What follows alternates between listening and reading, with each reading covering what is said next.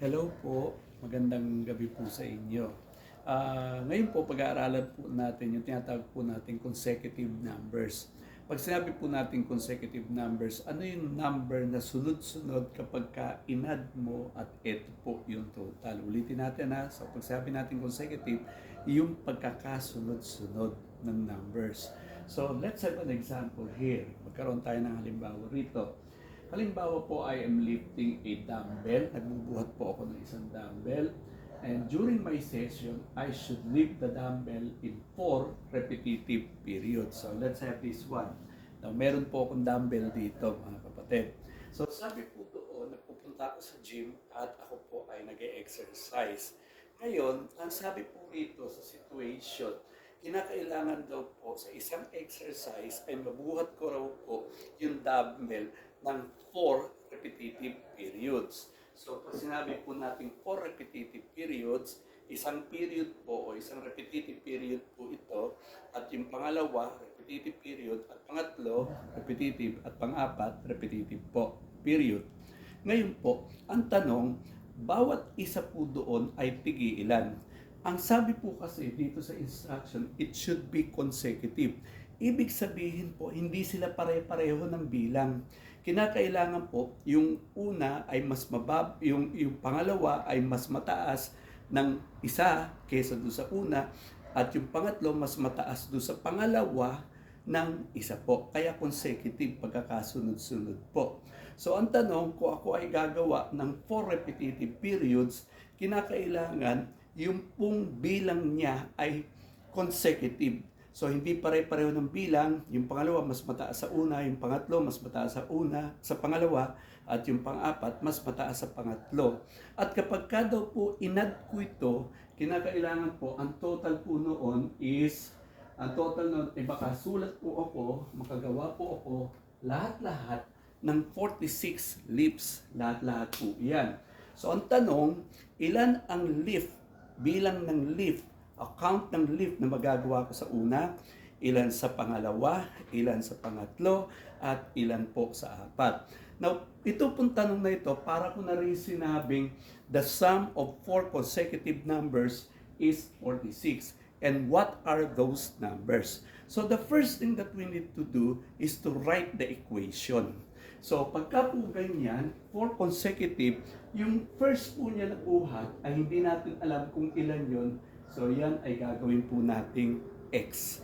At yung pangalawa, dahil dapat consecutive, mas mataas dito sa x, ay dapat ay mas mataas ng isa, x plus 1. At yung pangatlo ay x plus 2. At yung pang-apat ay x plus 3. So lahat-lahat daw po iyan ay 46 daw po. Ang tanong, ano yung x? Ilan yung x ngayon? So ang gagawin po natin, isusulat po natin yan sa mas maayos na paraan. So x plus 1, ito yung pangalawa, plus x plus 2, ito yung pangatlo, plus x plus 3, ito po yung pang-apat. And all in all, ang maisusulat natin, ang magagawa nating total number of leaps ay 46. So, paano natin kukumpute dito? Now, ang gagawin ko po, dahil addition lang naman po sila, pare-pareho, pagsasama-samahin ko na po yung lahat po ng x. So, x plus ayun yung isang x, plus ayun yung isang x, plus ayun yung isang x, ayun yun. Plus, ito yung 1, plus ito yung 2, plus ito yung 3. So all in all, yan po ay 46. So ang gagawin ko po, pagsasama-samahin ko lahat yung x. So lumalabas po na ang bilang ng x ay 4. Kaya dapat ay 4x.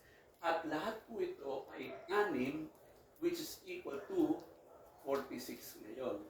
Ngayon, ang gagawin ko, gagamitin ko yung law of equation dito, itatranspose ko ito dito sa kabila. At pagka tinranspose ko, magbabago po ang sign. Ang tawag po natin dyan ay law of transposition. So that will be 46. Pag lipat ko sa kabila, minus 6 na po siya. So that will be 40 and 4x. So 4x is equal to 40. Now, para makuha po natin yung equivalent ng x, i-divide po natin, kailangan tanggalin po natin si 4 dito. Pero kapag tinanggal natin, divide natin siya sa 4, i-divide din po natin siya sa 4 dito. So pagka divide mo siya, 4 divided by 4, magiging 1x or x na lamang po. And ito naman po, 40 divided by 4 is equal to 10. So sa madalit salita, ang x pala ay 10. Now subukan po natin. Kung ito po ay gagawin po natin 10 plus, ito po ay 10 plus 1, at ito po ay 10 plus 2, at ito po ay 10, dito natin, 10 plus 3, okay? Ito po yung first period, ito po yung second period, ito po yung third period, at ito po yung fourth period. So, suma total, yun po ay magiging, sulat ko na lamang dito ha, dito na lang naman natin isulat. So, 10 plus 11 plus 12 plus 13 is equal to 46. At pagka sinuma mo ito ay 46 is equal to 46. Pagka po ganyan na nag-total po 46 is equal to 46, lumalabas po na yung x natin ay tama. So sa madalit salita, kung ako'y magbubuhat, sa unang period ko ay 10, okay?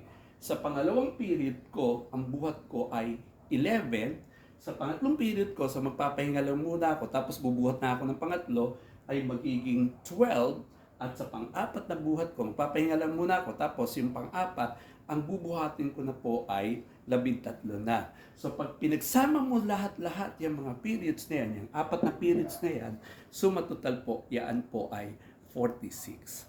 Now sa isang linggo po, tatalakayin natin, paano kung consecutive even numbers naman, o dili kaya consecutive odd numbers naman. Ano po yung magiging equation natin yan. So sa isang linggo na lamang po, tatalakayin ko po iyon. Salamat po ng marami at magandang araw po sa inyong lahat.